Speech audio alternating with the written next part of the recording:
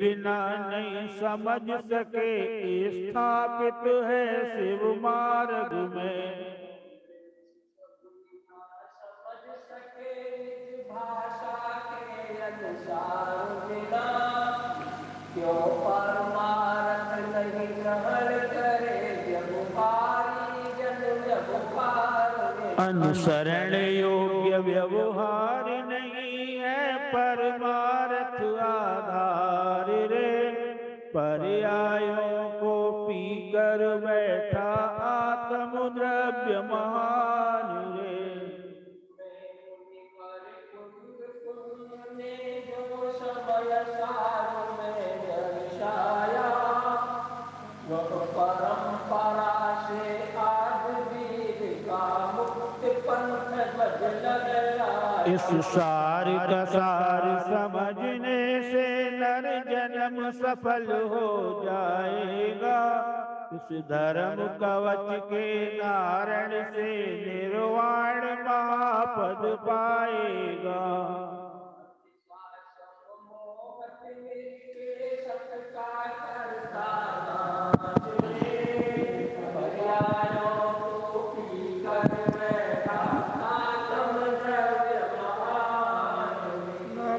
समय साराय स्वानुभूत्या चकाशते, चिस्वभावाय भावाय सर्वभावान्तरचिदे।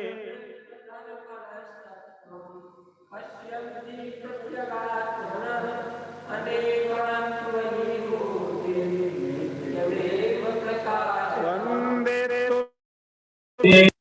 सोवमचल मणोवं गयं पत्ते, ओच्छामि समय पाहुणमिडमो तुय केवली मणियम्।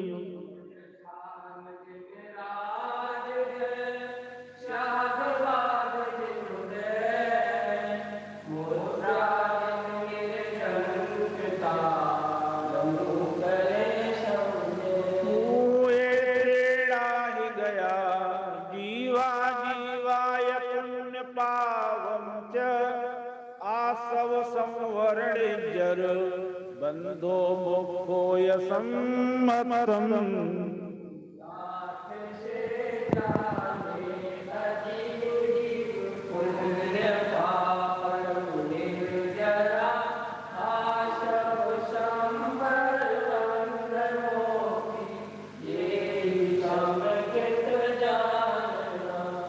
भूतात्मा से जाने हुए जीव अजीव तथा पुण्य पाप, आसव संबर, निर्जला, बंध और बोझ, ये नव तत्व हैं। यही सब तत्व जो भी साधवी बंधु जूम के माध्यम से स्वाध्याय की इस कक्षा में जुड़े हैं और जिनके पास भी समय सार स्पष्टीकरण ग्रंथ उपलब्ध है, वे सभी पृष्ठ नंबर 174-75 निकाल लेंगे। गाथा नंबर 13 की व्याख्या यहाँ पर चल रही है।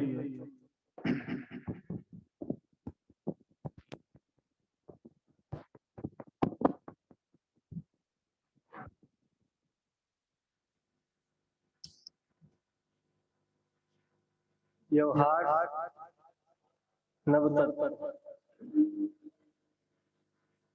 ये व्यवहार सम्मिलेशन और निश्चय सम्मिलेशन, इसको बहुत आदि लाइन में कहें तो चेतना के 9 रूप देखना, ये व्यवहार सम्मिलेशन। Hello hello hello. और 9 रूपों में एक चेतना देखना, ये निश्चय सम्मिलेशन। जिसको केंद्रित करने के लिए हम इतना सारा प्रयास कर रहे हैं, इतने के लिए अगर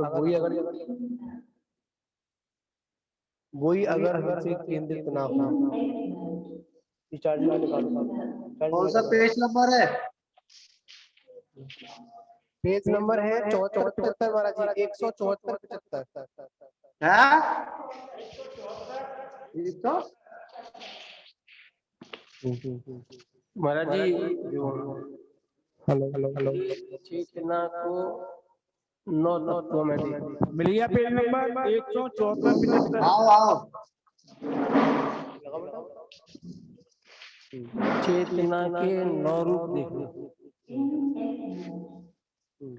और 9 रूपों में व्याप्त एक चेतना देखो। तो एक चेतना देखना ऐसा बने वही आत्मानुभूति है। आत्मानुभूति उसी का नाम है कि एक ही चेतना को देखना। 9 से घट गई ना।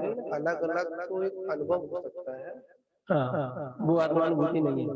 आत्मानुभूति नहीं, अनुभूति जब भी होगी तो एकाग्रता में होगी। हाँ, वो एकाग्रता।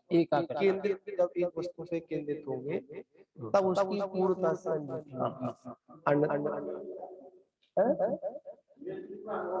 नहीं, इसीलिए इसको व्यवहार में रखा।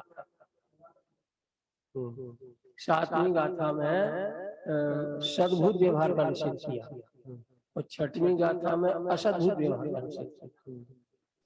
सुभाषुभ नहीं परिणमता। और 7वीं गाथा में दर्शन वाला, ज्ञान वाला, चारित्र वाला, ये भी नहीं। एक आत्मा के ही 3 रूप है। जो कुछ भी है सब आत्मा के ऊपर केंद्रित करने के लिए ही हम लोग प्रयास करते हैं। आज चाहे वो किसी भी रूप में, जैसे एक उदाहरण लेंगे, व्यक्ति सुबह से लेकर अगर शाम तक मजदूरी कर रहा है तो मात्र वो अपनी आजीविका को चलाने के लिए कर रहा है, मतलब धन अर्जन के लिए कर रहा है। लक्ष्य में वही है। उसके लिए कितने प्रकरण करता है, कितने व्यापार करता है, कितने दंड बंद करता है, मात्र एक धन अर्जन के लिए। तो इसी बात को अगर परमार्थ में भी जोड़ दे तो जितनी भी आज हमारे जीवन में, चाहे वो अणुव्रत के रूप में हो, चाहे वो महाव्रत के रूप में हो, चाहे वो आवश्यक किसी को कर्तव्य किसी रूप में हो, वो मात्र उठा पटक करने का मात्र एक ही उद्देश्य है, आत्मा केंद्रित होना, केंद्र वस्तु तक पहुंचना। और हम इतना कुछ करने पर भी अगर उस आदि तत्व को नहीं पहचान पाए तो सब निष्फल। तो सब मतलब वो ये है कि मेहनत तो की और बाद में तो लौट कर आए तो बना रात में पीसा सुबह। ठीक है, कोलू की बैल की तरह घूमते रहे, घूम रहे वहीं खड़े हैं। ठीक है ना। तो हम अब वो 9 तत्वों में जब देखते हैं ना, तो 9 तत्वों में पुण्य, संबर, निर्जरा, मोक्ष। तो पुण्य की ऐसी चमक होती है, ऐसी चमक होती है कि उसमें ये जीव उलझ जाता है। तो वो चमक जो है पुण्य की चेतना को तो धूमिल कर देती है और स्वयं चमकती है। तो वो तत्व जो चेतना को धूमिल कर दे, इसका मोक्ष मार्ग में क्या रोल होगा, स्वयं विचार करता है। नहीं, उसमें तो रोल सिर्फ नहीं होगा, बस लाठी की तरह रोल है बस, और क्या रोल। शिखर जी की, हाँ वो बात चल रही है, शिखर जी की यात्रा में लाठी सही होगी, बस इतना रोल है। हाँ, मेरा कहने का मतलब ये है, अगर हम उसको ही अगर मोक्ष मानकर बैठ जाए तो मोक्ष नहीं होगा। हाँ, मेरा मतलब यही है कि पुण्य की चमक में आत्मा की चमक धूमिल ना पड़ जाए। तत्व जो जिसमें जिन 7 तत्वों में या 9 तत्वों में जो चेतना है उसकी चमक बराबर बनी रहेगी। अभी संबर मोक्ष ये नहीं है, आश्रव बंध है। तो आश्रव बंध में पुण्य पाप की चमक है, तो पुण्य पाप की चमक लोक में बहुत ऊंचे तक जाती है और उस लौकिक चमक में ये जीव जो है आत्म चमक को भूल जाता है। तो वहां सावधानी रखनी कि पुण्य कैसा भी हो, पुण्य ही है। आश्रम बंधन आश्रम है, पर यह है कि पुण्य की भी अगर अपन भेद करेंगे, वैसे तो बंद रूप है तो वही उसमें भेद तो प्रसंग ही नहीं है। अगर अपन बंद व्यवस्था भी अगर लगाएंगे और उसमें और भी खुलासा करेंगे तो पुण्य की महत्व को दर्शाते हुए प्रशस्त पुण्य जो हाँ, है, प्रशस्त पुण्य है। प्रशस्त पुण्य में हाँ चेतना की चमक चमकती है। हाँ जी, बिल्कुल। प्रशस्त पुण्य उसी को कहते हैं जिसमें चेतन ही चमके और चेतन की चमक में सहायता करे। बिल्कुल और जो लौकिक की चमक में सहायता करे वो तो प्रशस्त भी नहीं है, और उसको तो हे ही कहा। और धवल ग्रंथ में आत्मा को चमकाने वाला जो पुण्य है, जैसे अरहंत आदि की भक्ति, इसको व्यवहार में मंगल कहते हैं। मंगल, ये तो मंगल, क्योंकि मंगल में मलमला पाप का गलन करे, हाँ, उसे मंगल कहते हैं। उसको किसी बिंदु पर छोड़ा नहीं है, छोड़ा नहीं है, पैरेलल तो रखा है, साथ करने वाला तो रखा है, लेकिन किसी भी बिंदु पर उसको स्वरूप में शामिल भी नहीं किया। दोनों ही स्वरूप में शामिल करने का तो गड़बड़ हो जाएगी ना। हाँ, क्योंकि अगर हम आत्मा के स्वरूप को पुण्य में समझ लेंगे हाँ, तो वो कई मुक्ति होगी नहीं, गड़बड़ हो जाएगी। इसलिए महाराज जी, हाँ स्वामी जी नमस्ते। जी कह रहे हम्म कि पुण्य खराब है और ना पाप खराब है। पुण्य पाप में जो फंस गया है वो खराब है, जिसका उपयोग जो है हाँ पर प्रवृत्ति में जा रहा है, यही इस जीव की भूल है। क्योंकि ना तो इस जीव को पुण्य रोकता है ना पाप रोकता है। ठीक है, पुण्य पाप में जब ये जीव फंस जाता है तब वह संसार में घूमता है। ठीक है, अनंत भगवान या जितने भी संसार में है उनके भी चारों तरफ जो है पुण्य पाप का भरमार है, परंतु रच पच नहीं रहे। उनके ज्ञान में सब कुछ आ रहा है, परंतु वह ज्ञाता दृष्टा बने हुए हैं, इसलिए कर्म का बंध नहीं हो रहा। हम जो है उसमें रच पच जाते हैं, इसलिए पुण्य पाप हमारे लिए संसार का कारण बन जाते हैं। और पुण्य जो है एक देश जो है हमारे उपकारी भी है, एक देश जो है हमारा संसार का कारण भी है। क्योंकि पुण्य फला अनंत, पुण्य का ही फल जो अनंत पद है, इसलिए हम पुण्य को सर्वथा है ना कहते। ठीक है, बस खाली हमें पुण्य में चाहे वो कैसा भी पुण्य हो उसमें रच पचना नहीं है। पुण्य पाप को देखते जाओ और आगे बढ़ते जाओ। हम क्या करते हैं कि पुण्य पाप को देख करके उसमें आनंद मानने लगते हैं, दुख मानने लगते हैं। यही हमारी भूल है और यही हमारा दुख का कारण है। बिल्कुल आप बराबर ऐसे ही है। एक ही बात तो सही बात बोल रहे हैं। लेकिन पुण्य फला अरिहंता, इसके संबंध में और भी विचार नहीं है, इतनी सही नहीं, क्योंकि अरिहंत दशा जो है अकेले पुण्य का फल नहीं है, वो अनंत चतुष्टय जो स्वात्मा के अवलंबन से प्रकट हुआ है।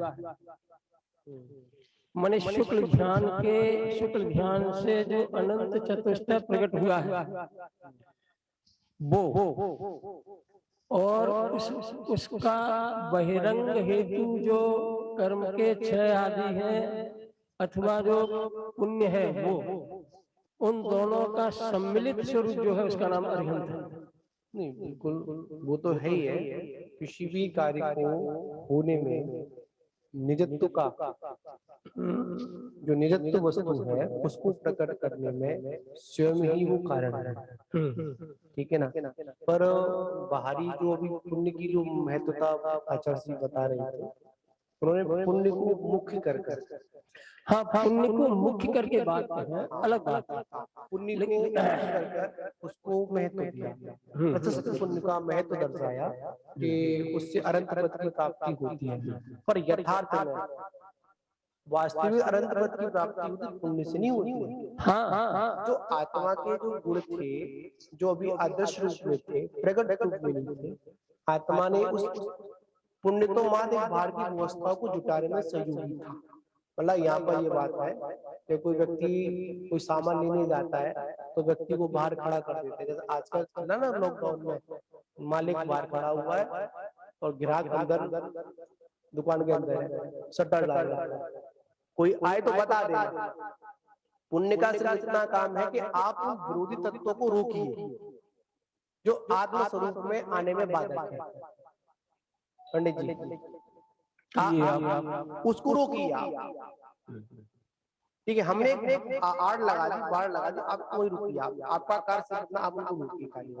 पर इस बीच में अगर फिर भी हम अपना कार्य नहीं कर पाए,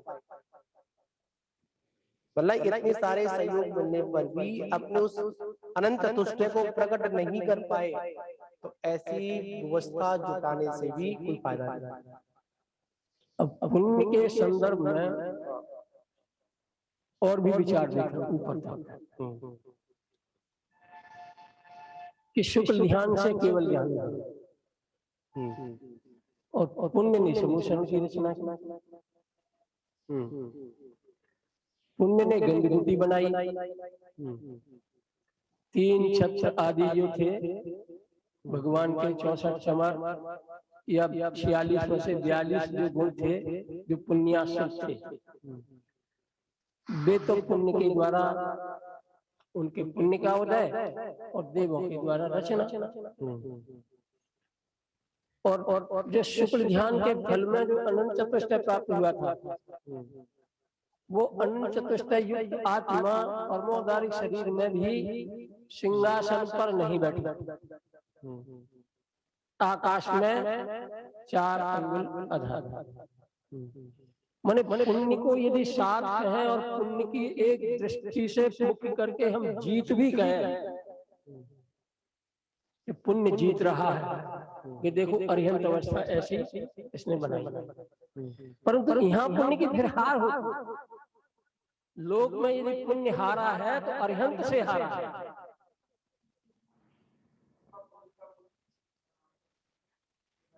तालमेल भी नहीं, तालमेल वो बात आपकी सही है, पर यहाँ पर एक अपन चलेंगे, एक बात जहाँ पर ये वाला जी, हाँ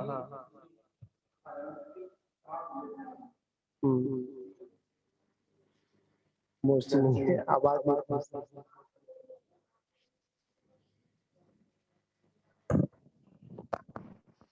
अच्छा देखो, हम आपस में चर्चा कर रहे थे कि अरंत यानी केवली सामान्य 7 प्रकार के केवली अरंत हैं। उनमें जो 46 मूल तो होते ही अरंत के सामान्य, तो अरंत के ही होते हैं 46 मूल, लेकिन अरंत कई प्रकार के होते हैं। सामान्य केवली, हाँ, सामान्य केवली, अंतर्गत केवली, उपसर्ग केवली इत्यादि 7 भेद होते हैं।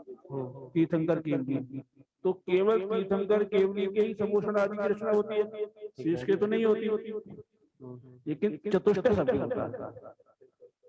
तो हम यहाँ पे कहते हैं कि पुण्य फलारंता ये कहाँ लागू होगा? आप विचार करें थोड़ा सा कि पुण्य फलारंता ये बात ठीक है, सही है, लेकिन पुण्य फल के प्रभाव से अरंत होते हैं, तो केवल तीर्थंकर परमात्मा का ही पुण्य फल दिखे मुख्य महत्व। अन्य जो 6 प्रकार के अरंत होते हैं, केवली होते हैं, उनके तो समूषण आज दिखते नहीं है। छत्र कमर बामंडल इत्यादि 8 प्रात्याहार हैं, और वो जो देव के अस्य हैं, जन्म के अस्य हैं, ये तो दिखते नहीं है। लेकिन तीर्थंकर के भी विदेश क्षेत्र की जरूरत, उनके भी सबके नहीं दिखते। लेकिन यहाँ की भी बात करें तो तीर्थंकरों को छोड़ के अन्य जो 6 प्रकार के केवली हैं आगम में, उनके नहीं होते। लेकिन जो चतुष्टय है वो सामान्य रूप से सबके होता है, क्योंकि वह निज आत्मा का वैभव है, उसमें पुण्य का कोई कारण नहीं। वो खुद के द्वारा उपाय किया गया, अपना पुरुषार्थ के द्वारा वो उपाय किया, और उसी से होते हैं अरंत। और एक दफा और ध्यान रखें कि जैसे चतुष्टय से प्राप्त अन्य जो केवली है उनको अरंत आदि की संज्ञा हो सकती है, लेकिन अगर चतुष्टय नहीं हो और 42 मूल हो जाए तो क्या हम उनको अरंत कह देंगे? पुण्य का प्रभाव इतना हो जाए कि 42 एक सामान्य कि 42 जो पुण्य का प्रभाव है, 42 जो मूल गुण है वो पुण्य के प्रभाव से होते हैं। 42 46 में से 42, तो वो 46 में से 42 तो हो जाए, और वो 4 नहीं हो। नहीं, मैं कह रहा हूँ कल्पना की बात, यदि ऐसा हो जाए, हम कैलकुलेशन करें, यदि ऐसा हो जाए तो क्या हम उन्हें अरंत कहेंगे? नहीं कहेंगे। और हम उन्हें अरंत कहते हैं जिनके 4 हैं और 42 नहीं है। हम ये कह रहे हैं। नहीं, बिल्कुल आपका कहना सिर्फ इतना है, थोड़ा अपन और ये मतलब बस सोच विचारणी है। ये बात आपका तो यथार्थ रूप से कहना सही है कि कुछ क्या बोले तो कुछ यहाँ पर बिल्कुल कहना आपका कुछ सही है कि थोड़ा और बात यहाँ पर और अपन चलेंगे, यहाँ पर कर्म व्यवस्था में चलेंगे, यहाँ पर कर्म प्रकृति की बात है। उस अवस्था तक पहुंचाने में हम बिल्कुल मानते हैं, तो बिल्कुल बात सही है कि आत्मा का वैभव है, अनंत तुष्ट है, अनंत, ये भारी आडंबर तो नहीं है। और आपने बात कही कि अगर पुण्य अगर किसी से हारा है तो वो अनंत से हारा है। हाँ कहीं नहीं आ रहा। इस बात को समझते हैं। पर एक बात यहाँ पर है, उस तक वहां तक पहुंचने में क्या व्यवस्था था? महाराज जी इस समय साथ का कलश टीका जो पांडे राजबल जी की है, उसमें शायद मैं समझता हूँ, कलश भूल भी जाऊं तो शायद 110 नंबर कलश है। इसमें ये लिखा है कि ज्ञानी के, अब ज्ञानी माने सब ज्ञानी लगेगा, मुनिराज की मुख्यता से लेकर के और अरहंत तक के ज्ञानी ले लेना, तो वैसे गौण रूप से चौथे मूल स्थान पंचम मूल स्थान सभी ज्ञानियों के परिणाम में प्रति समय दो धाराएं चलती हैं, एक कर्म धारा, एक ज्ञान धारा, बराबर चलती हैं। कर्म धारा जो है बंद की पद्धति साधती है, ये उनके वचन है पांडे रावल जी के। हाँ, और ज्ञान धारा जो है अनंत चतुष्ट की ओर चलती है, चलती दोनों बराबर है, लेकिन एक धारा बंद की पद्धति साधती है और एक धारा जो है कर्म की, वो ज्ञान धारा जो है मोक्ष की ओर। 110 नंबर ही जो लोग आत्मा में अस्तित्व कर्मों को विनाश नहीं और जैसे आत्मा में धारा ये करती ये धारा एक ज्ञान धारा एक सुवास करता वो की प्रगति जाने वाली रहती कर्म धारा बंदगी करना इसे प्रकट कर दी ज्ञान धारा ज्ञान कर्म की हरधा नहीं, वो बात तो सही, पर यहाँ पर थोड़ा सा जैसे ये भी समझने वाला है कि इसको भी समझ चलना पड़ेगा कि वहां तक पहुंचाने में अगर अपन इस तरह उसको नेग्लेक्ट कर देंगे, बिल्कुल उसको कर देंगे, सम्यक दृष्टि का जो प्रशस्त पुण्य है, आपने बात की थी, एक पुण्य वो जो आत्मा की चमक को धूमिल कर रहा है, और एक पुण्य व्यवस्था वो है कि जो आत्मा की चमक को धूमिल हो रही थी उसको प्रकाशित करने में सहयोगी है, कर नहीं रहा है। शब्दों को ध्यान रखिए, कर नहीं रहा है, करने में मात्र सपोर्ट है, बस हाथ लगाया हुआ बस।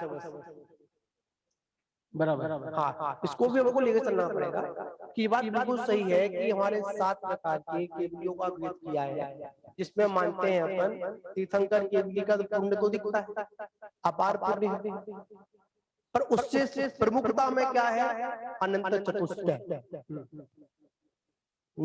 जिन संपत्ति वो आता है जिन गुण संपत्ति, मतलब जिनेंद्र के जो गुण है वो संपत्ति वास्तविकता में है।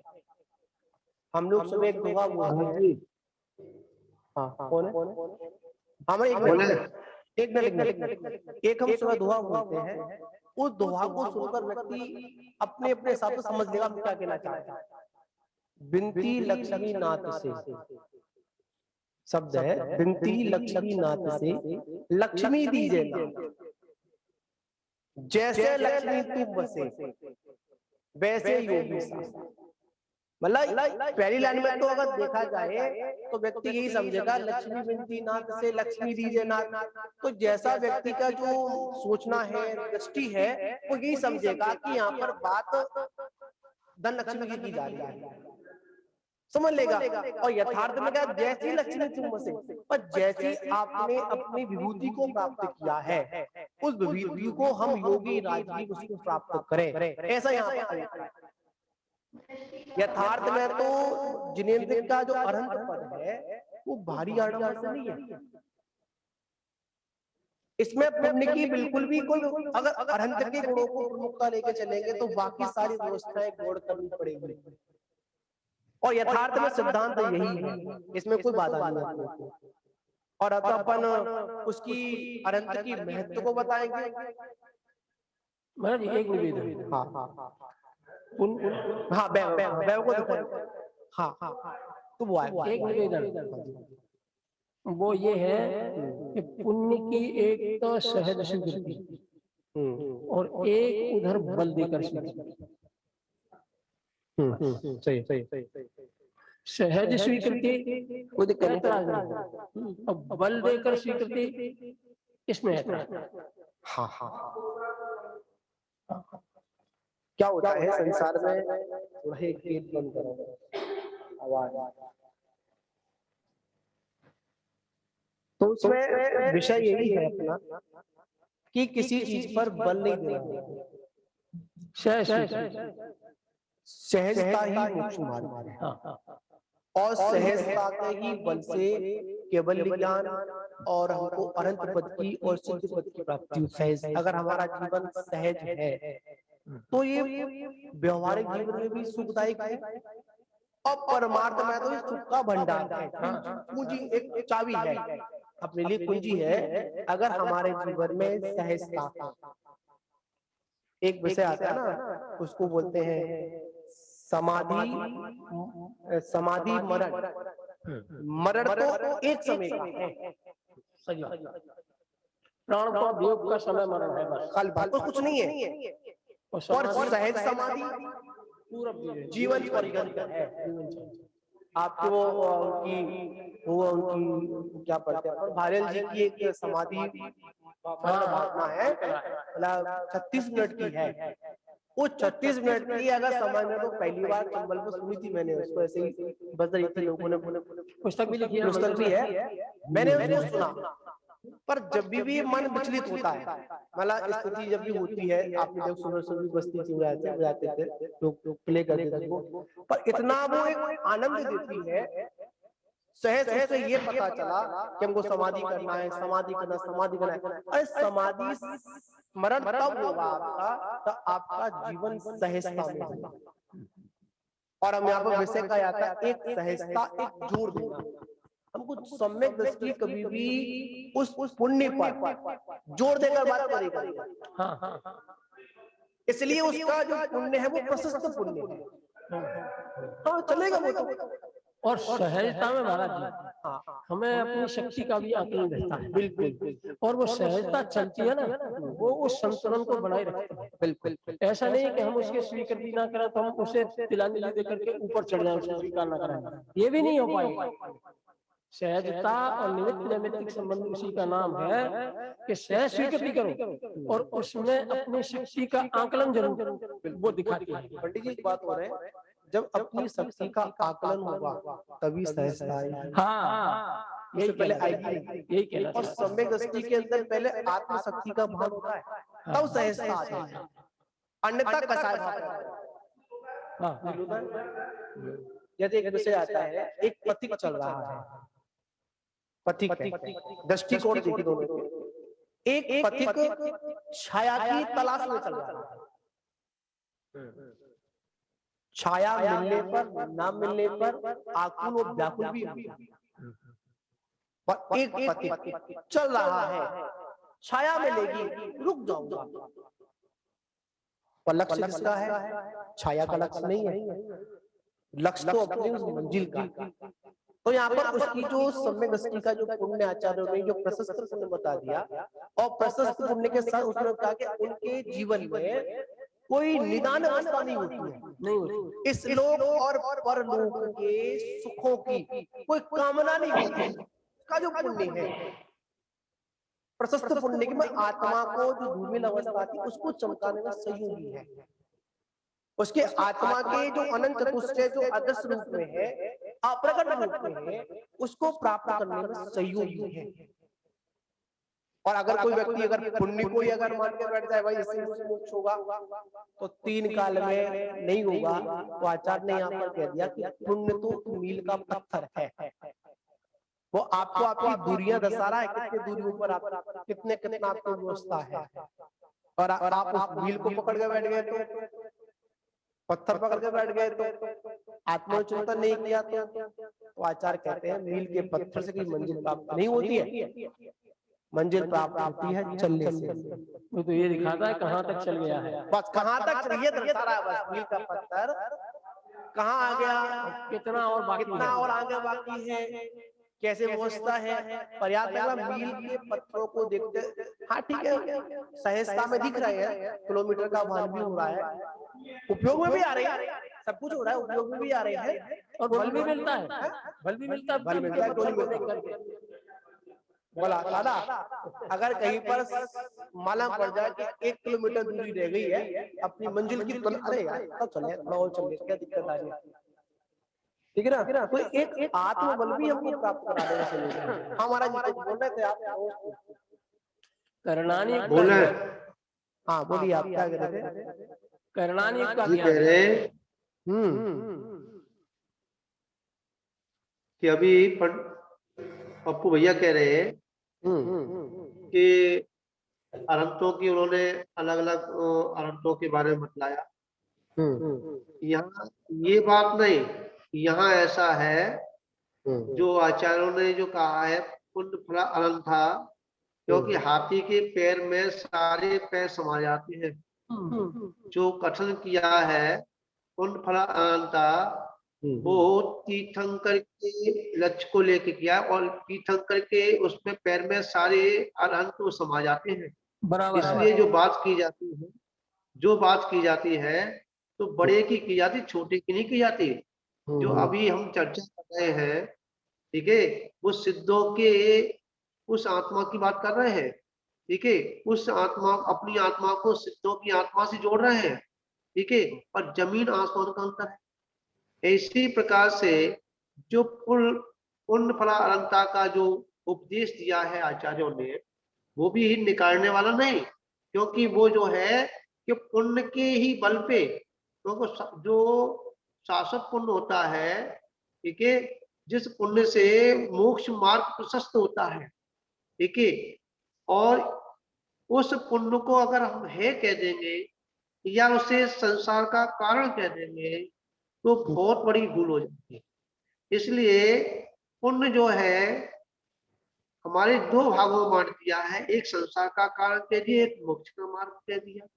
तो मोक्ष का मार्ग क्या करते हैं, ये करते हैं स्वाध्याय करें, ये क्या मोक्ष मार्ग है, और व्यवहार तो है, मानते इस बात को, ठीक है, जब भी मोक्ष होगा तब अपनी आत्मा से ही मोक्ष होगा, अपने ही सारे से मोक्ष होगा, ये सब परद्रव्य है। और परद्रव्य जो है गई, ये एक दिन छूट जाएंगे, छोड़ने की आवश्यकता नहीं, हमें हमारी कर्ता बुद्धि नहीं कि हमें इसे छोड़ना है, वो छूट जाएंगे, कर्ता बुद्धि लग जाएगी नहीं तो संसार का भ्रमण हो जाएगा। इसलिए कर्ता बुद्धि को हटाते हुए और उस पुण्य पाप को समझते हुए, ठीक है, आगे बढ़ते जाएं, और आगे बढ़ने पर जब भी हम अपनी आत्म स्वभाव में आएंगे, तो आत्म स्वभाव में जब तक नहीं आएंगे तो 3 काल में भी मोक्ष प्राप्त होने वाली नहीं है। हो गया महाराज जी, हो गया महाराज जी, हो गया। अच्छा, अब देखो बहुत छोटे से स्तर से शुरुआत करते हैं। एक गृहस्थ महाराज जी जब पूजा करता है, पूजा बताओ सामान्य स्वाध्याय की बात थोड़ा गौर करते हैं, और उसमें जब पूजा प्रतिज्ञा पाठ पढ़ता है, पूजा करने से पहले माता जी एक पूजा प्रतिज्ञा पाठ होता है ना, श्रीमंजनी उसका आप अंतिम छंद देखिए, अरहत पुराण पुरुषोत्तम पावनानी वस्तु नयून खिलान्वय में केव अस्मन जुलद बल केवल बोध बंधो पुण्यम समग्र महमेकना जुहोमी। उपदेश किसके लिए है? पूजा का, गृहस्थ के लिए उपदेश दिया या किसी के लिए उपदेश दिया? मुनिराज तो इस भूमिका में है नहीं तो उन्हें जरूरत पड़ेगी, तो बहुत ऊपर है। वहां पर भी गृहस्थ को ये गृहस्थ प्रतिज्ञा कर रहा है पूजा करते समय कि भगवान अरहत पुराण न्यून, मतलब द्रव्य दृष्टि से देखें, आप में और मेरे द्रव्य में तो कोई अंतर है नहीं, वस्तु ने खिलान में ना आप ज्यादा है ना मैं कम हूँ, ना आप कम है ना मैं ज्यादा हूँ, और आपके पूजा से भी जो मुझे पुण्य प्राप्त होगा, तो पुण्य को भी मैं नहीं चाहता, केवल वो पुण्यम समग्र मैं जो मैं उस पुण्य को भी केवल ज्ञान रूपी होम में हवन जलाता हूँ। तो दृष्टि कहाँ पर है? अरंतारी के गुणों पर या पुण्य पर? अंतर इतना है, पुण्य साथ चलेगा कोई दिक्कत नहीं, पुण्य हमारे साथ रहेगा कोई दिक्कत नहीं, अनंत के भी पुण्य है कोई दिक्कत नहीं, पर अनंत की दृष्टि में पुण्य कैसा है? जैसी दृष्टि पुण्य के प्रति अनंत की है, वैसी ही दृष्टि एक सम्य दृष्टि की जब तक नहीं होगी तब तक वह पुण्य उसके लिए प्रशस्त पुण्य भी नहीं है। बिल्कुल आपकी बात सही है। प्रशस्त अभी बात हम लोगों ने की थी, जब आत्म शक्ति होगी तभी सहजता आएगी, तभी वो दोनों को मतलब जो देखेगा तो सहज भाव से देखेगा। प्राचार्य नरेंद्र प्रकाश जी ने एक उदाहरण दिया था इसी पुण्य की उपादेय और हे पने के लिए। हे उन्होंने कहा हम चल रहे थे रास्ते में नंगे पैर, एक कांटा चुभ गया, कांटा पैर में भीतर चुभ गया, अब निकले कैसे? चलने नहीं दे रहा, तो हमने बैठ करके एक दूसरा कांटा और लिया, बिल्कुल उस दूसरे बाहर वाले कांटे को हमने हाथ में पकड़ा और वो जहां कांटा पहला लगा था पैर में वहां उससे पूरे दिनों शुरू किया। तो कोई बोला कि तुम बेवकूफ हो क्या, पहले कांटा चुभाए वो भी दर्द कर रहा है और दोबारा कांटा चुभा करके तुम और दर्द बढ़ाना चाहते हो? बोले नहीं, ये बेवकूफी नहीं है, दूसरा कांटा मैं इसलिए चुभा रहा हूं कि उससे जगह बन जाए चुभे हुए कांटे को निकालने के लिए। जब ये कांटा जगह बना देगा और भीतर का कांटा निकल जाएगा तो ना मुझे ये रखना ना मुझे वो रखना। यथार्थ यही है, यथार्थ यही है। अब यहाँ पर बिल्कुल सटीक है, जो अनाधिकारित जो कांटा लगा है और एक लोक व्यवहार में कहावत भी है, कांटे से कांटा निकलता है। अच्छी लगी बात ये।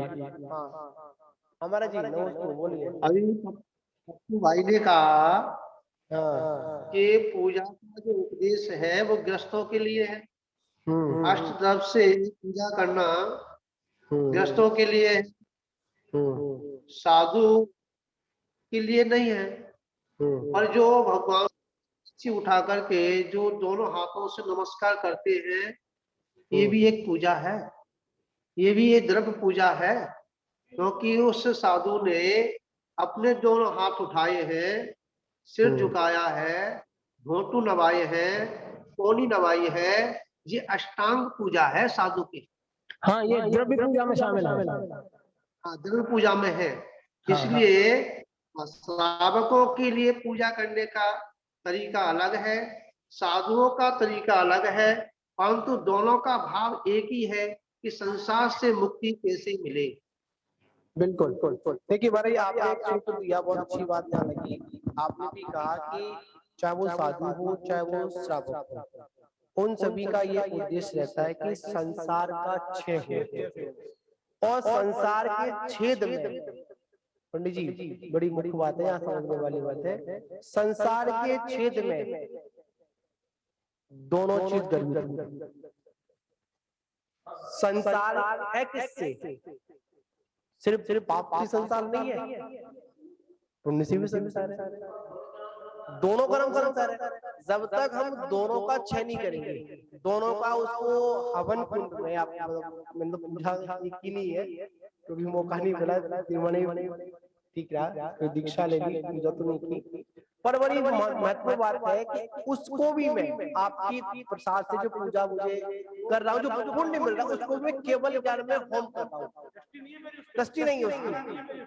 तो यहाँ पर भी उसको शास्त्रीय भाषा में कह दो चाहे उसको एक सामान्य भाषा में कह दो, सभी का अर्थ यही निकलता है कि अगर हमको संसार से पार होना है तो संसार के जो मूलभूत जो कारण है, उन कारणों का अभाव ही संसार मुक्ति का मार्ग है, या उसको मोक्ष कहते हैं। ठीक है, अब यहाँ पर डिटेल करें, यहाँ पर संसार के क्या कारण है, दो कारण, पुण्य और पाप। एक 12 भाग में आता है कर्म आचरण, जब जब जिसमें पुण्य पाप न चाहे कर्म उपाधि है, 12 भावना के अंदर मतलब आते ना मंगल राशि की आती है, मंगल राशि आती है कि जहाँ में संसार की भावना आती है जी, मतलब कर्म उपाधि। ठीक है, अब कर्म में क्या, इसमें कर्म में दो कर्म, एक शुभ कर्म अशुभ कर्म। अब उसके भेद विभेद करेंगे तो अपन अशुभ कर्मों में पुण्य ले लेते हैं, पाप ले लेते हैं अपन, और शुभ में अपन पुण्य ले लेते हैं। तो इसमें दोनों ही कर्म उपाधि है, कर्म कर्म उपाधि है, चाहे वो पुण्य रूप में हो चाहे वो पाप रूप में हो, तो वो कर्म संसार का ही कर्म है। अगर हमको संसार का पूर्णता छेदन करना है तो एक को तो निकालने के लिए कांटा लेना पड़ेगा। एक को तो अज्ञानी भी बुरा मानता है पाप को, तो महाराज जी बिल्कुल, पाप को तो अज्ञानी भी नहीं चाहता, अज्ञानी भी बुरा मानता है, उसके फल को भी बुरा जानता है, पर भेद करना है पुण्य में। ज्ञानी की दृष्टि पाप पे अब उसका ही नहीं, क्योंकि अज्ञानी बुरा मानता है पाप को, तो लोक में किसी से भी तो पाप बुरा है, पाप बुरा है, पुण्य अच्छा है। इस बुद्धि में हमें थोड़ा भेद विज्ञान करना पड़ेगा, बस यही पर अंतर है। पाप को तो सारी दुनिया एक स्वर में बोल देगी पाप बुरा है, उसके प्रति तो किसी का दृष्टिकोण है ही नहीं उपाधि वाला, लेकिन हम अटकते हैं पुण्य में। इसलिए बार बार जो सावधानी बरतने को कहा है वो पुण्य में, तो पुण्य के प्रति हमारी दृष्टि कैसी हो, उतना अंतर। बात यहाँ महाराज जी हाँ स्वामी जी, ऐसा है, संसार का छेदन करना है जी तो 6 द्रव्यों को देखो और जानो और समझो। हम करते क्या है, एक रास्ता लुटेरा था, वहां लोग लुटते थे, तो लुटते कि ये रास्ता लुटेरा है, ठीक है, यहाँ लुट जाते हैं। क्या वास्तव में वो रास्ता लुटेरा था? वहां में सुनो सुनो, वहां में और भी लोग जाते थे, सभी लुटते थे क्या? अरे जिनकी अच्छी होनहार है वो तो संभल के निकल जाते हैं, 6 द्रव्यों को देखते हुए, 7 तत्वों को देखते हुए आगे बढ़ जाते हैं, अपने उस आत्मा के प्रकाश को मात्र निहारते हुए आगे निकल जाते हैं। परंतु जो समझते नहीं है, ठीक है, समझते नहीं है, वही संसार में लुट जाते हैं। उन्हीं को ही कर्म रूपी लुटेरे उनको लूट लेते हैं। जिसकी समझ में आ जाए कि रास्ता लुटेरा है, तो अपने उस निधि को बड़े ही सुरक्षित अवस्था से रख कर के ले जाते हैं कि कोई दूसरा ना लूट ले। इसलिए पथिक, ठीक है, और पथ, ठीक है, इसमें अगर समझ में आ जाए तो काम हो जाए। अरे भाई संसार लुटेरा नहीं है, ठीक है, संसार में अगर लुटेरा है, संसार लुटेरा है, संसार बुरा है, तो मोक्ष भी संसार में, संसार से अलग नहीं है। इसलिए यदि हमें उस संसार में जो गलत वस्तुएं हैं, ठीक है, वस्तु कोई भी गलत नहीं है, पर जो हमारे भाव जो, ठीक है, गलत भाव हो रहे हैं, विकारता की ओर जा रहे हैं, उनको संभाल लो, ठीक है। यही रास्ता जो है, यही संसार जो है तेरे लिए साधक बन जाएगा मोक्ष मार्ग। अब थोड़ा यहाँ पढ़ाइए, अच्छा बोलना है वाला, हाँ क्लियर है, सुनो, हमें कोई दिक्कत नहीं। इसमें तो गाथा भी है, पथ के लुटे पर पथ नहीं लुटता, विवाह के पथ लुटता है, ये गाथा भी, हमें कोई दिक्कत नहीं। महाराज जी ने इसको समर्थन में बोले। हाँ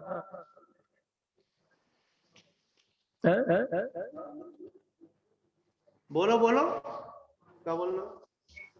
एक महाराज जी थे क्षमा सागर जी महाराज, दो थे, एक तो विद्यासागर वाले थे, एक दूसरे वाले सागर के साथ, एक दूसरे वाले थे थोड़े वो जिनकी समाधि भंड में हुई थी सुमेर सागर जी की, तो हम समाधि के लिए वो बुलाए थे, तो थोड़े वो स्वाध्याय करे थे और छुलक अवस्था में मुनि थे, छुलक याद उस समय उनके पास गए तो एक ग्रंथ पढ़ रहे थे, उसमें विषय आया था, एक प्रश्न पूछा उन्होंने सामान्य, जो एक सामान्य पूछ लेते हैं पर उसमें कभी कभी उसमें बड़ा सार होता है। प्रश्न चल रहा था कि संसार सार या असार, प्रश्न था संसार सार या असार। अधिकांश मोस्टली लोग यही कहेंगे असार है। अधिकांश सभी की जो मानसिकता है संसार के प्रति क्या है, संसार असार है। गलत। उन्होंने पूछा बताओ मोक्ष कहाँ पर, संसार में या संसार के बाहर? संसार कैसे कैसे कि क्षेत्र संसार है, तो लोकाकाश संग अलोकाकाश, ठीक है। तो ये बताओ कि आपका सिद्ध भगवान कहाँ है? जहाँ तक जो लास्ट जो बने हैं वहां तक संसार है, वहां तक धर्म धर्म क्षेत्र व्यवस्था वहां पर। तो संसार में सार है, और सार किनके लिए? जिनकी दृष्टि सारभूत वस्तु पर है उनके लिए सार है, और जिनकी दृष्टि इंद्रिय सुखों पर है, भौतिकताओं में है, तो कितना भी सारभूत क्यों ना हो फिर भी संसार कैसा है? असार है। कुछ सार में इंद्रिय संबंधित देखा जाए तो असार का दिखती है, और अगर परमार्थ स्थिति देखी जाए, अगर वो मोक्ष स्थल देखा जाए, तो मतलब इस जीव की अंतिम अवस्था के लिए अनंत काल तक रहने का अगर स्थान कोई है तो मोक्ष में। महाराज जी थोड़ा ध्यान डाइवर्ट चाहिए। 12 भावनाओं में एक संसार भावना और एक लोक भावना।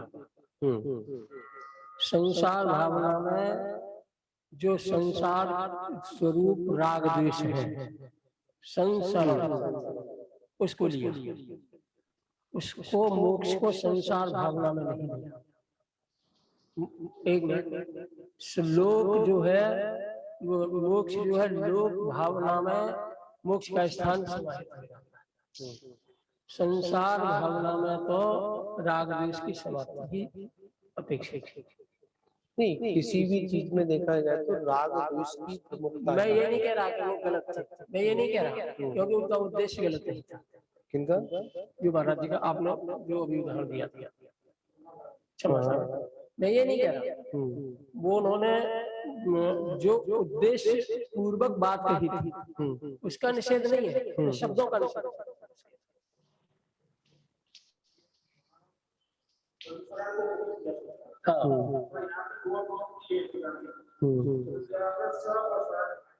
सात शब्द उसमें दिए।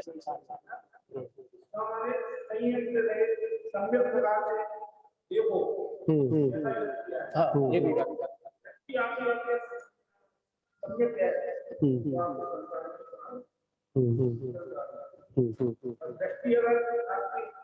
संचरण वाली है तो आसान है, तो इसकी बात और निकल के बिल्कुल सही है। एक बात अभी एक बात एक दिन शायद चल रही थी आपसे, उसमें आया था कि आज हम इस मनुष्य पर्याय में है तो बहुत उत्तम है, क्योंकि यहाँ पर हम सकल संयम और देश संयम को स्वीकार कर रहे हैं। अगली अवस्था शमनत्व के साथ तो हो सकती है पर संयम के साथ हो सकती है।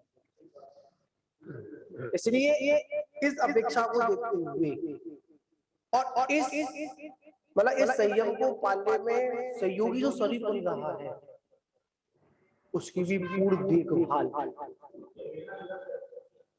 अगर हम इस शरीर के साथ में अगर हम खिलवाड़ करना चालू कर दें, अगर जबरदस्ती चालू को तानना चालू कर दें तो कोई बात नहीं, संयम तो आकर जैसा होगा उसका परिणाम देखेंगे। पर जितने समय तक ये संयम की और वृद्धि होनी थी उसमें बाधा आकर आपको क्या मिल जाएगा? आपको असर भी बन जाएगा।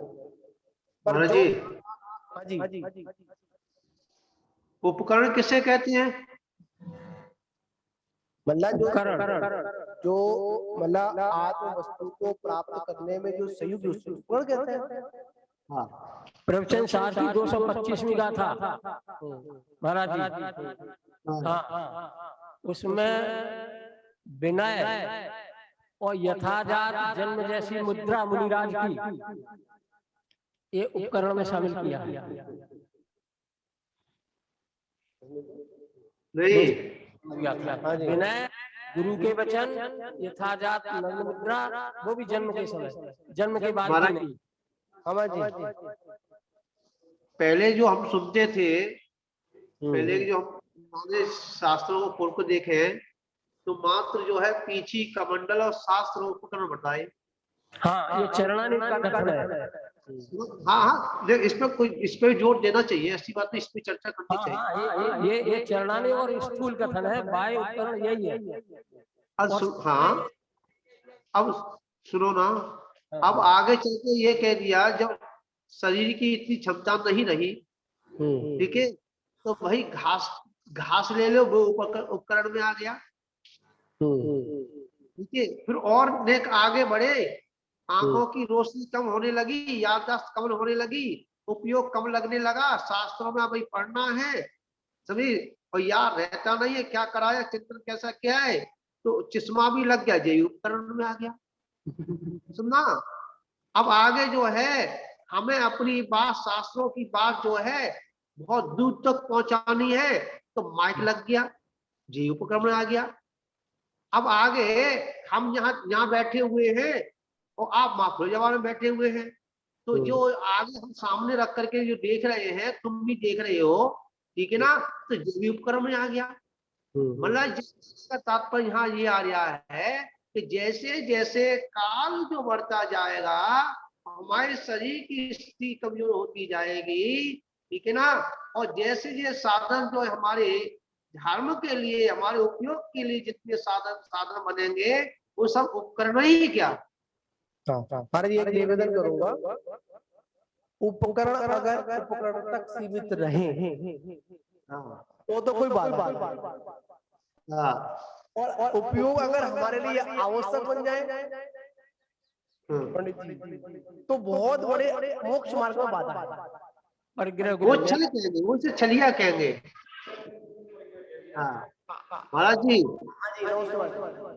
हाँ, अगर उस उपकरण का गलत प्रयोग करता है, महाराज एक नाम कुछ बोले, बताओ आपको। देखिए, पीछी का मंडल अपन यंत्रों की बात नहीं कर रहे हैं, तो एक बहुत दूर की बात है। महत्वपूर्ण साधु के साथ एक कदम भी चलना है तो पीछी कमंडल का, मतलब कमंडल एक समय ना हो, पीछी का तो सारा लेता ही है, चलना पड़ेगा। तीर्थंकर के पास शायद पीछी होती है, नहीं, तीर्थंकर पीछी मैंने एक पढ़ा है, नहीं, कमंडल अवस्था में व्यवहार में जो दिया है, तीर्थंकर पीछी कमंडल कुछ नहीं होता, तीर्थ कमंडल होते हैं, और एक व्यवहार में पंचवड़क में पीछी कमंडल रख देते हैं, क्योंकि जैसे तीर्थंकर महाव्रतों को स्वीकार कर उनको रिद्धियां प्राप्त हो जाती है, हो जाती है, तो रिद्धिदारी मनोराज्यों को पीछी की आवश्यकता, क्योंकि जीव बराबर उनकी नहीं होती, इस तरह से उल्लेख आता है। पर व्यवहार का में पीछी कमंडल होता है, कोई रिद्धि बना तो हाथ में एक जनत्व की पहचान के लिए पीछी को अपन इज्जत की नहीं महाराज जी, ये लोकापात हो जाएगा अगर पीछी कमंडल नहीं रखेंगे। पंच कल्याणक में लोग जो है आजकल जितने नंगे घूम रहे ना, आ गई जितने नंगे नागा घूम रहे हैं, ये सब अपने को औरंग मानने लगेंगे। बिल्कुल बिल्कुल सही बात आपकी। अब आप सुनिए, पीछी का मंडल अपने उपयोगी है, यह पीछी का मंडल उपकरण है, इसको उपकरण रूप में ही स्वीकार करें तो ठीक है। आत्मध्यान में बैठे हो, आत्मचिंतन में बैठे हो, पीछी का है, कमंडल का है, शास्त्र का है, तो आचार्य कहते हैं तुमने ये क्या किया, समझ आई ना। ये मात्र बाहर की जीव रक्षा के लिए उपयोगी है, आपकी जो अपने व्रत आदि है उस व्रत आदि को पालने के लिए उपकरण है, पर उन उपकरण का जो धर्म है क्या है, अपने आत्म तत्व को सुरक्षित करना। अब आत्मा तक पहुंच गए, फिर भी तुमको एक बार सुनो बात आपसे कहेंगे, आपको गाथा याद हो जाए या आपको कोई पुस्तक याद हो जाए, फिर भी आप फिर 12 पुस्तक का सहारा लो तो लोग व्यवहार में क्या कहा जाएगा, ऐसे तो कुछ याद ही नहीं है, मतलब हास्य का पात्र बनेगा।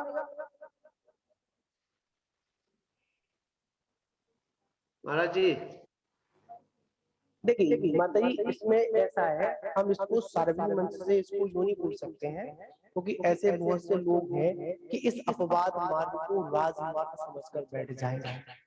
आज हमारे लिए उपयोगी किस लिए है? आज प्रवचनों के माध्यम से हम भी बोल रहे हैं, अधिकांश सारे साधु बोल रहे हैं कि आप मंदिर मत जाओ, जितना हो दूर से बैठकर ही भगवान की आराधना। अब तो थोड़ा मंदिर जा भी रहे हैं, पिछले समय तो हर साधु ने बोल दिया कि टीवी पर जो चल रहा है उसको ही देखकर भावना भाव, ठीक है, वो तो एक काल स्थिति के अनुसार। आज हम लोग यहाँ, आपने भी देखा होगा कि एक प्रैक्टिकल वाली बात है, जब पूरा माहौल सम हो गया था, नॉर्मल हो गया था, तो जूम आईडी पर कितने लोग आते थे?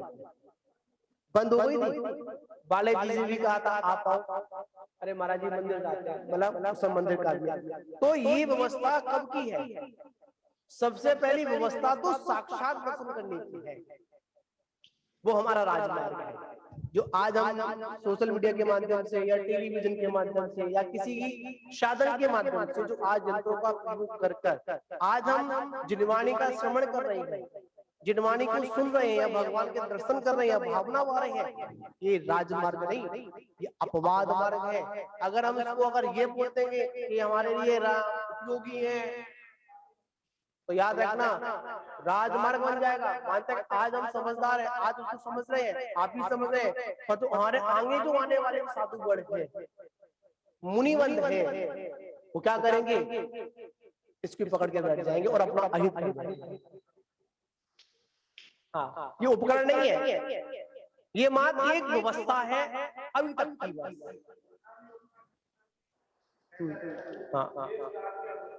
हाँ जी, बोले हमारा जी बोलिए, आप बोलेंगे। ऐसा है कि कोई भी किसी चीज का जन्म होता है, ठीक है, उसे मिटाना बहुत बड़ी मुश्किल है। बिल्कुल। भगवान महावीर, भगवान आदिनाथ के समय पे भरत चक्रवर्ती ने 3 वर्णों के चौथा वर्ण उनकी स्थापना की। तो उन्होंने कहा कि पंचम काल में ये बड़ा दुखदायी हो जाएगा, अपने दिगंबर की, ठीक है, धर्म की आलोचक हो जाएंगे, दुश्मन हो जाएंगे। तो चक्रवर्ती ने कहा कि उसको मैं हटा दूं। तो भगवान ने क्या कहा कि नहीं, जिसका जन्म हो गया है उसे मिटने का तुम्हारा अधिकार नहीं, तो तुम सहायक बने हो पर बैठने के नहीं। इसी प्रकार जो टीवी पर दर्शन करने का जो क्रम चालू कर दिया है, अब ये मिटने वाला नहीं है, ये परंपरा बन गई। सुनो भाई, पूरी बात सुन लो। नहीं सुन रहा है, ये परंपरा बन गई।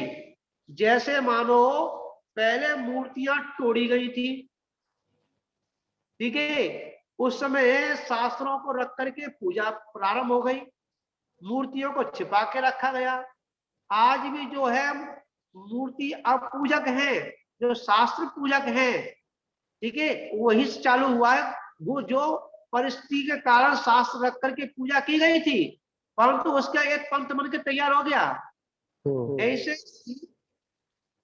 समझा, जहां जहां हमसे शिथिलाचार आया और हमने वो छोड़ते चले गए, ठीक है, या हमने जन्म कर लिया। ये जो टीवी का जो या मीडिया के माध्यम से दर्शन का या साधुओं के दर्शन का, साधुओं के उपदेश का जो चलन चालू हुआ है, या तो पंथ बन जाएगा जी, आगे चल के इसका विरोध होगा, और जब विरोध होगा उसके समर्थन करने वाले भी होंगे और विरोध करने वाले भी होंगे। जन्म किसने दिया है? इसी का नाम संसार है। हाँ, पर यहाँ पर हमको देखिए, यहाँ पर एक बात है कि आप बिल्कुल यथार्थ है कि जिसका जन्म हो गया वो तो कोई मिटता नहीं है, वो तो अपना रूप लेता ही है। जब भगवान महावीर स्वामी का जी भी 363 मंदिर की स्थापना कर दी उन्होंने, वो भी अपने शासन काल में नहीं मिटा पाए, ठीक है, खुद महावीर नहीं मिटा पाए। हाँ ठीक है, कोई चीज अगर हो गई तो उसको जो ज्ञानी जन होगा अगर वास्तविकता में तत्व ज्ञाता होगा, अगर अपने कल्याण को लक्ष्य होगा, तो इन सारे आडंबरों में फंसेगा ही नहीं। ठीक है ना। और अगर थोड़ा सा भी उसके अंदर थोड़ा व्यवस्था है, मतलब संसार दशा उसकी लंबी है, अगर थोड़ा सा वो चाहता है कि ये चीजों में फंसूं, तो आचार्य कहते हैं कि चलो मार्ग का तो लग गया है, पर अभी उसका मार्ग बहुत लंबा है। पंडित जी, हाँ हाँ हाँ, नहीं शोधन करना है। बिल्कुल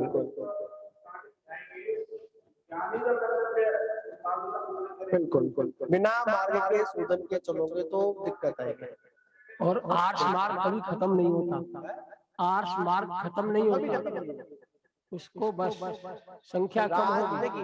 राजमार्ग जो है वो तो है, चाहे कितनी भी गरिया मिल जाए, चाहे कितनी भी उसमें मतलब जो महानदियां हैं बड़ी बड़ी, उनसे कितनी भी नदियां नाले फूट जाए, नहरें फूट जाए, प्रमुख की बाधित होती है, चलने दो, वो भी चल रही है। यानी प्रलय काल भी इस आर्ष मार्ग को कुछ काल तक के लिए बाधित भले ही हो जाए, लेकिन ये मिटेगा नहीं।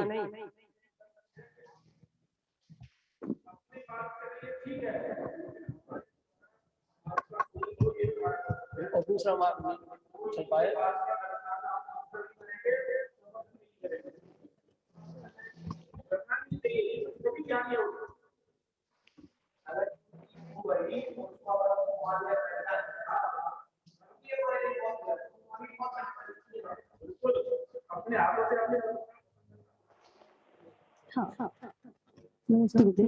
अभी तक जो चर्चा चली पुण्य के बारे में, उसको समझा हमने, और जो समझा है उसको एक बार गुरुदेव के माध्यम से उससे सर्टिफिकेट दिखाना चाहते कि हमने ठीक समझा या नहीं। तो मतलब जो पुण्य की चर्चा यहाँ पर चल रही है कि शुभ उपयोग यानी कि पुण्य बंध, शुभ उपयोग से पुण्य बंध होता है उससे, और अशुभ उपयोग से पाप बंध होता है। तो कहने का मतलब ये है कि हम जब नीचे के स्तर पर हैं, तब तक हम, अगर हम जब तक नीचे के स्तर पे, मतलब बुरे स्थान लगा लो या जो भी समझ लो, शुरुआती प्रारंभिक भूमिका में है, तो अगर हमें ये शिक्षा दी जा रही है कि आप पुण्य क्रिया करने से पुण्य का संचय होता है, पुण्य एकत्रित होता है, वो तो ठीक है।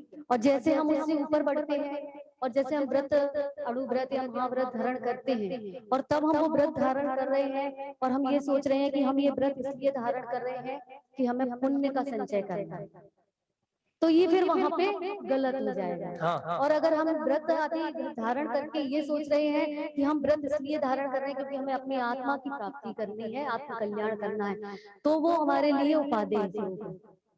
आवश्यक बोले माता जी, उपादेय में और आवश्यक में अंतर समझते हैं। अच्छा, हाँ, आवश्यक है आत्मा की प्राप्ति में, है ना। कि जिस प्रकार से कहते हैं इसमें दिया है कि ग्रीष्म में यानी कि गर्मी के समय में एक आदमी धूप में और एक छाया में खड़ा है, उन दोनों में छाया में खड़े होने वाले को श्रेष्ठ ही कहा जाएगा।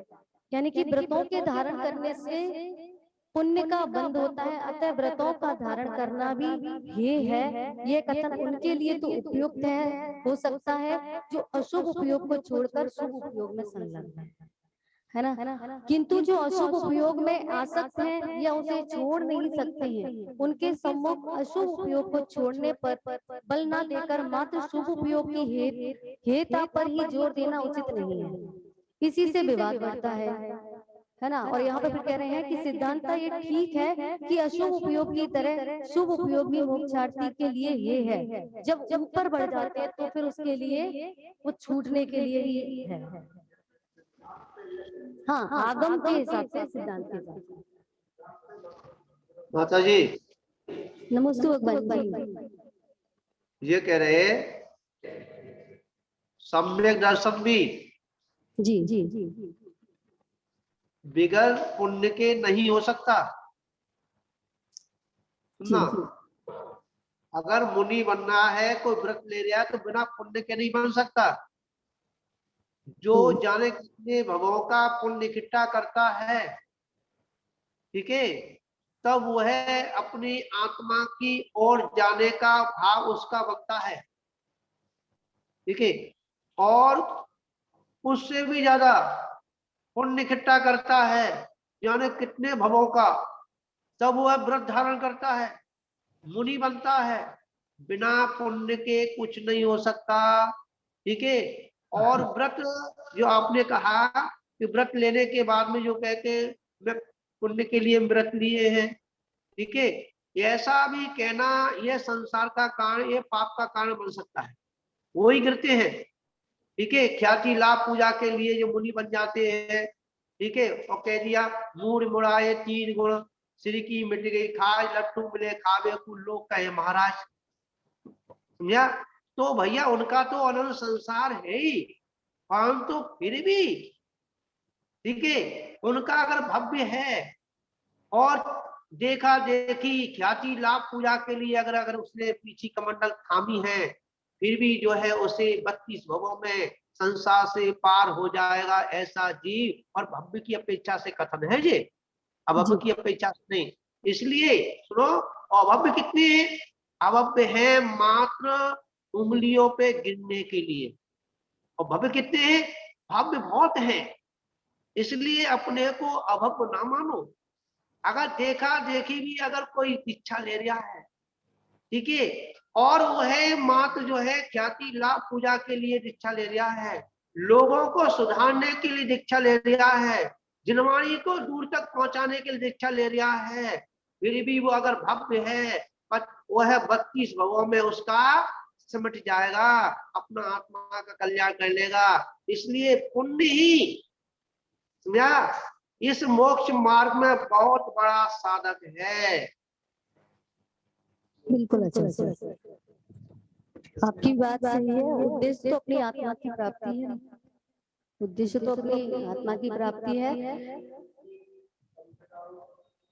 ये कहा है महाराज जी, जी ये कहा है कि अगर तुम अरहंत के पास आओ, चाहे कैसे भी आओ, ठीक है, चाहे राग लेके आओ, चाहे वीतरागता लेके आओ, एक दिन तेरा द्वार खुल जाएगा,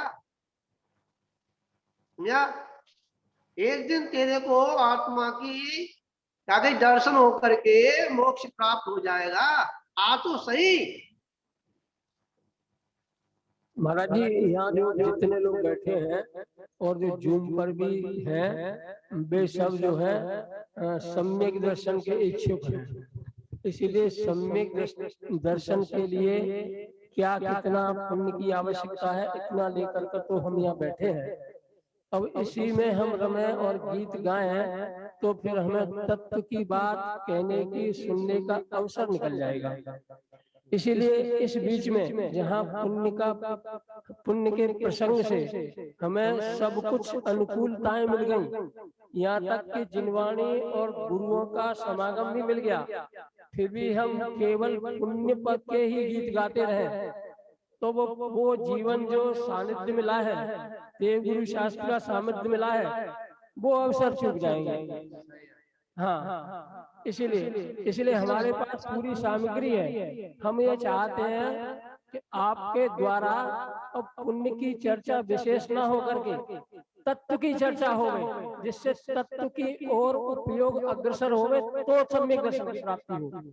और पुण्य में ही अटक जाएंगे इसकी महिमा गा गा करके, तो फिर जहाँ थे वहीं पर रह जाएंगे। हमारा ऐसा नहीं पंडित जी, ऐसा नहीं है कि जूम पर जो है अगर सम्यक दर्शन की प्राप्ति करने के लिए भी है, और जो अनंत संसार ये मिथ्या दृष्टि है अगर, और वो भी बैठे हुए हैं, वो भी सुन रहे हैं।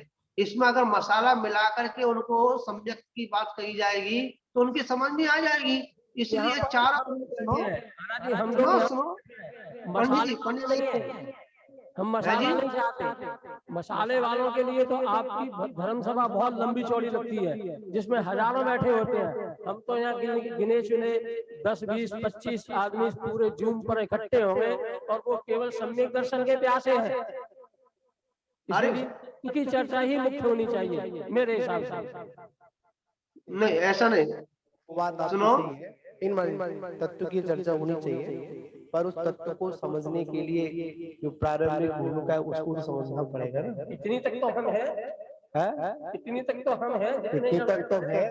वो बात बिल्कुल सही आपकी कि तत्व की चर्चा। और एक बात और है, जुर्माने की बात है, तत्व भी तब समझ में आता है जब सारी भाव व्यवस्था अनुकूल हो।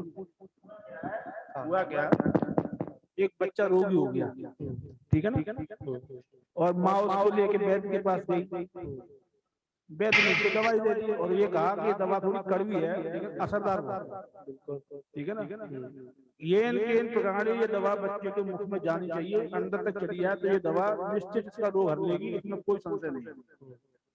वो ठीक है, बच्चे को जैसे चढ़ाई तो कड़वी थी, उन्हें पहले कह दिया था, फिर आई दोबारा बेटी तो खा नहीं रहा, उल्टी करता है, कड़वी बहुत है। तो उन्होंने कहा कि इसके काम का इसको बतासे पर रख के दे दे दवा, कैसे भी तेरे बच्चे को ठीक करना है तो ये दवा तुझे इसके अंदर पहुंचानी है, पेट के अंदर। उन्होंने बच्चे को बतासे पर रख के दे दी, बच्चे को भी अच्छी लगी खाने में, लाभ भी मिल गया, 2-3 दिन खाई। गड़बड़ ये हो गई कि बच्चे ने समझा कि बतासे से ठीक हो गया, सही है, और वो बच्चा पुनः बतासे खाने लग गया, और बीमार पड़ गया, वो बीमार हो गया और ज्यादा बीमार हो गया। स्थिति है हमारा जीवन, पुण्य हमारे लिए सहकारी है, इस बात में कोई संशय ही नहीं है, पर हम पुण्य को उपादेय मानकर पुण्य के लिए ही मर जाएं, लुट जाएं, खप जाएं, यही हमारे अनंत संसार का कारण है। मिथ्या दृष्टि अवस्था में भी हमने यही किया, और यदि आज भी हमने यही किया तो हम हमारी अवस्था में कोई अंतर नहीं, हमारी दृष्टि में कोई फेर नहीं आया। हमने कर्म को ही चाहा है, कर्म का ही पोषण किया है, इसमें कोई दो राय नहीं है। समझ लो आज या कल, क्योंकि हमें तो निष्कर्म होना है, निर्भर होना है। दवाई खानी पड़ेगी चाहे वो कड़वी है, लेकिन सेहत, स्वास्थ्य, आरोग्य की प्राप्ति कड़वी दवा को थोड़ा पता रखा दो, नहीं निर्णय तो उसने गलत कर दिया, वो बतासे को दवा समझा। और यहाँ बतासे को दवा नहीं समझना है, दवा को दवा समझना है, बतासे को समझना है, काम हो जाएगा। बतासे की उपयोगिता दवा के सेवन तक की खाली कैसे भी दवा इसके अंदर, यही व्यवस्था पुण्य की मोक्ष मार्ग की अवस्था में है। महाराज जी ऐसा है, एक पिता के 2 संतानें हैं,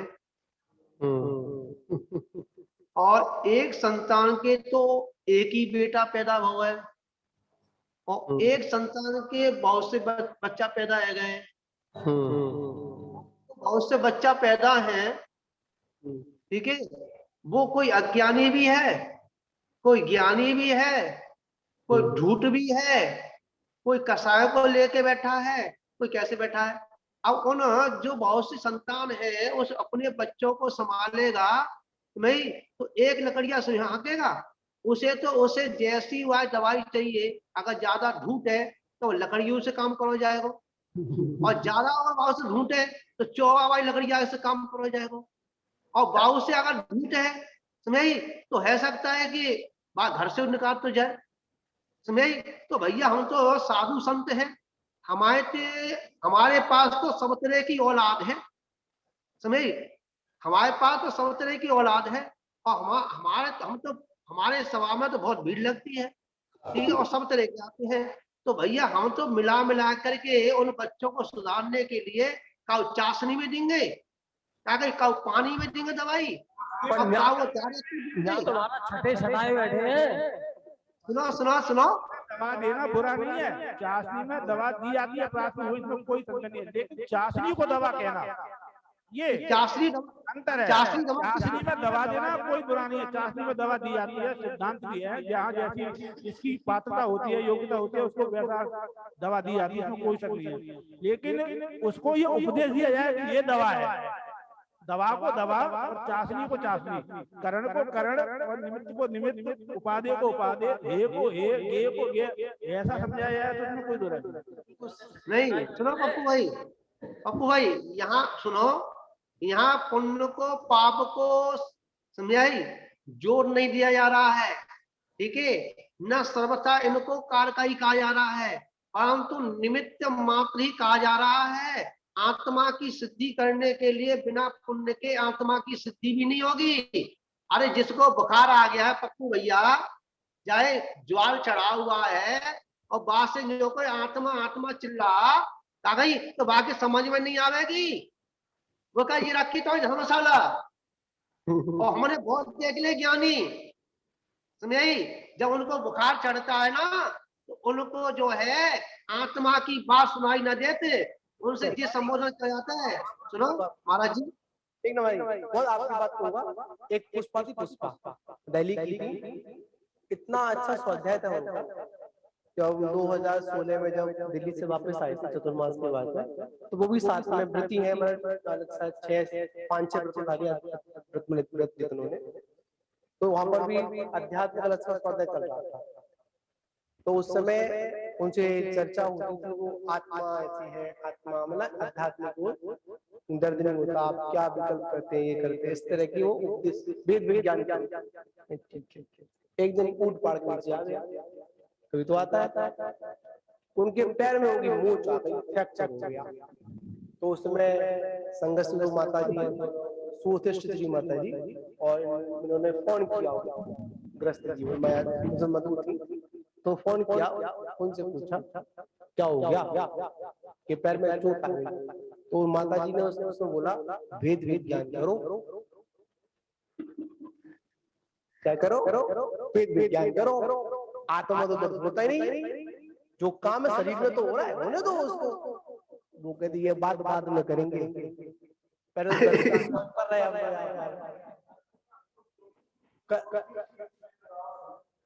बिल्कुल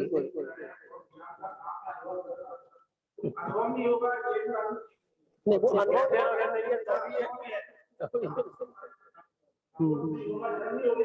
जुझारू हो जाएगा।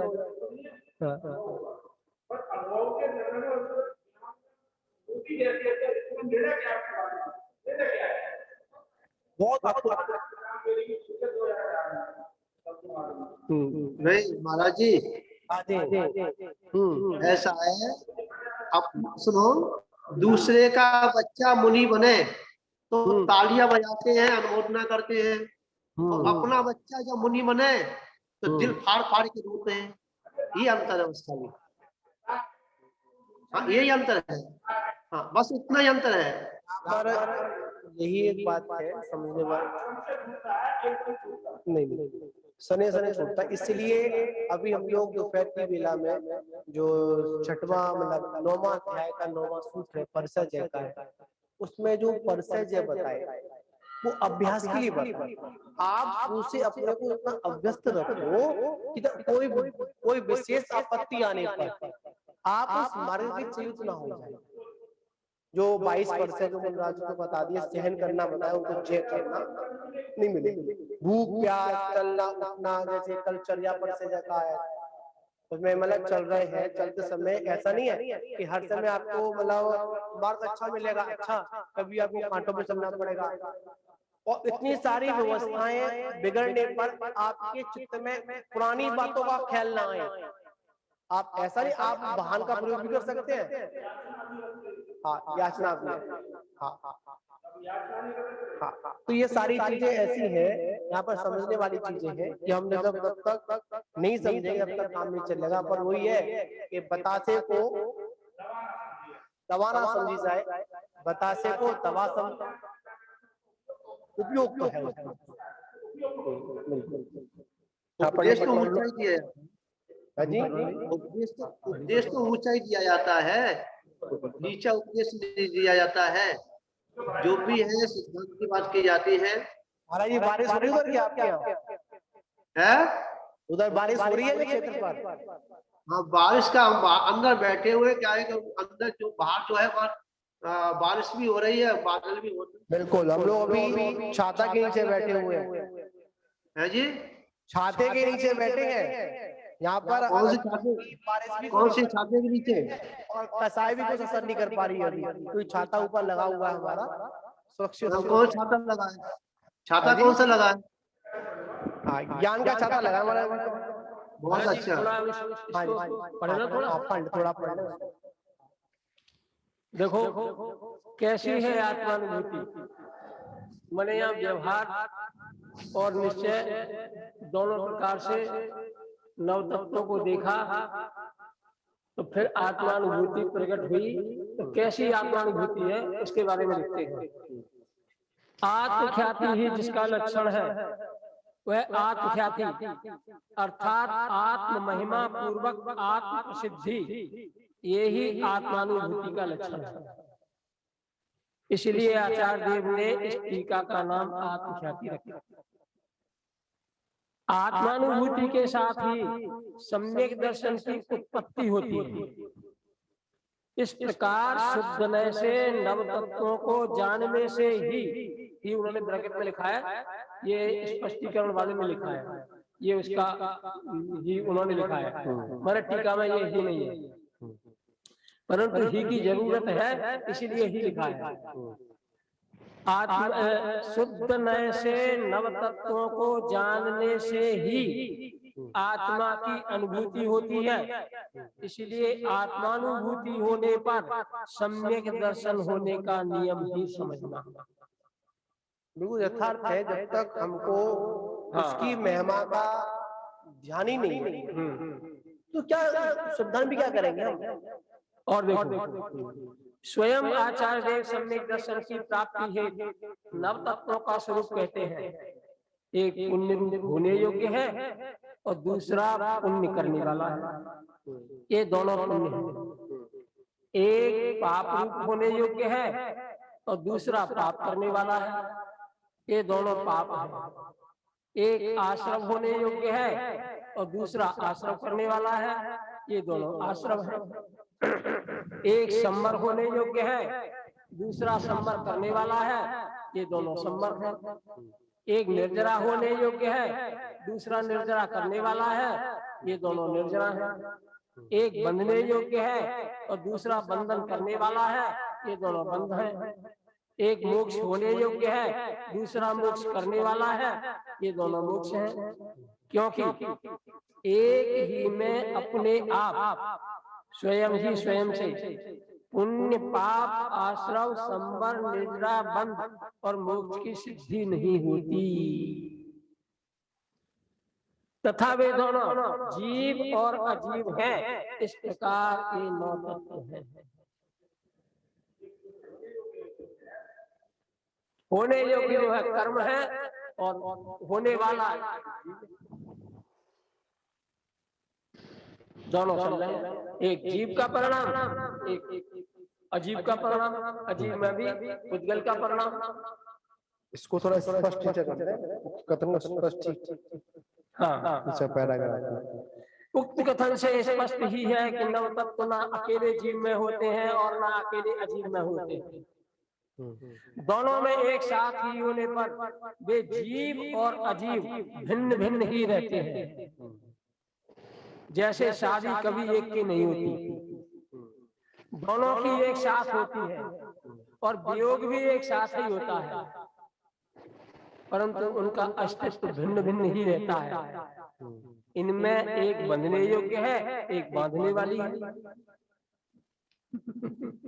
पति और पत्नी के रूप में।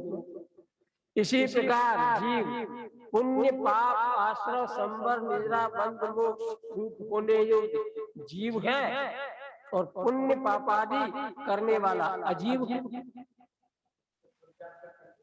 इसको द्रव्याश्रय कहते हैं, पुद्गल का है, और जिसको भावाश्रय कहते हैं। जो भाव तत्व है वो जीव के हैं और जो द्रव्य तत्व है पुद्गल के। और दो महाराज जी एक बार प्रवचन कर रहा था सन 13 में चंद्रापुर मंदिर पर परिसंपन्न में।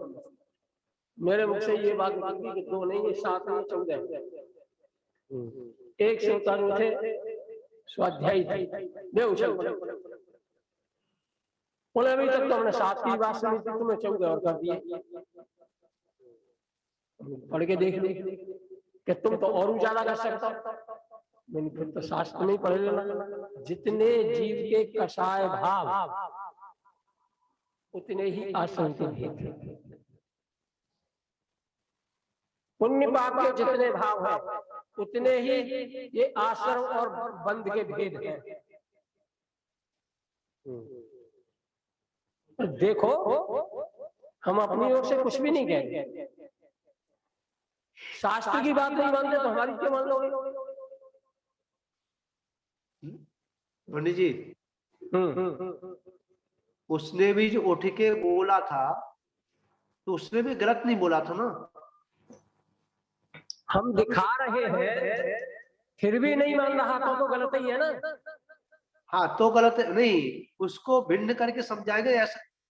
सुनो, अरे भिन्न अगर करने उसको का अवसर तो बाद में का है, वो तो पढ़ना भी नहीं चाहता, देखना भी नहीं चाहता, और केवल जो है ये कहता है कि ये गलत है, उसके बारे में क्या नहीं, ऐसा है कोई भी चीज है, इसलिए जब वक्ता होता है और वक्ता की सभा में हर तरह के जीव आके बैठते हैं, ठीक है, छदमस्ती होते हैं, मिथ्यात्वी होते हैं, सब तरह के होते जीव होते हैं। तो वक्ता का भी कर्तव्य बनता है कि वक्ता जो है सभा को देख करके अपने व्यक्तित्व को दे, ठीक है। तो आपने डायरेक्ट कह दिया 14 होते हैं, ठीक है, इसलिए उचक गया। आप पहले पहले खुलासा कर करके कहते और कहते 7 ऐसे हैं 14 ऐसे हैं, तो बाकी समझ में आ जाती, इसलिए 4 से मिला के खिलाना सीखो। आपकी बात ठीक है, लेकिन शास्त्र पढ़े तो शास्त्र की लाइन तो पढ़नी पड़ेगी ना। तो उसमें 1400 लिखी बार सुने तो वो तो चौंकेगा, और शास्त्र में जो पढ़ा लिखा है वो पढ़ेंगे, वो पहले चौंकने से पहले ये तो देखे कि ये पढ़ के क्या बोल रहे हैं, अपनी ओर से बोल रहे हैं। नहीं, वो आपकी बात सही है, मैं इस बात को मानने आया हूँ, मैंने भी उसमें देखा है, मैंने भी पढ़ा है। परंतु क्या है कि पहले 7 तत्व कह दिए, ठीक है, परंतु 7 तत्व पहले कहना ही चाहिए, परंतु फिर इसके बाद विस्तार से कहने के लिए उन्हें बताना कि ऐसे ऐसे ऐसे ऐसे चाशनी मिला के देंगे तो उसकी समझ में आएगी, आ जाएगी। ऐसा नहीं, अगर नहीं आती नहीं तो फिर उसका कल्याण होगा ही नहीं। वक्ता का फर्ज बनता है कि जो श्रोता बैठा है उसको संतुष्ट करे। हाँ, सही है, क्योंकि वादी प्रतिवादी, ठीक है, अगर उठ के चला गया तो और बिगड़ गया वो तो, ठीक है, इसलिए उसको पूर्ण रूप से संतुष्ट करके और उसे वहां से उठाना चाहिए, विदा करना चाहिए कि बेटा ऐसे नहीं ऐसे है। उसकी समझ में आज नहीं आएगी, कल आएगी, कल नहीं तो परसों आएगी, और नहीं आएगी तो उसकी कभी नहीं आएगी। जिसको नहीं आनी है उसको कभी नहीं आएगी, उसको तो भगवान भी नहीं समझा सकते जिसकी समझ नहीं आई। हाँ हाँ हाँ, तो आ जाए।